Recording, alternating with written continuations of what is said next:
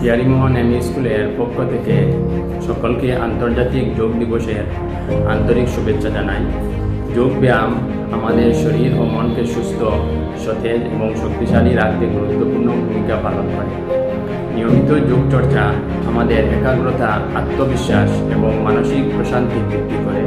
আসুন আমরা সবাই যোগ ব্যায়ামকে দৈনন্দিন জীবনের অংশ করে একটি সুস্থ এবং সুন্দর সমাজ গড়ে তুলি।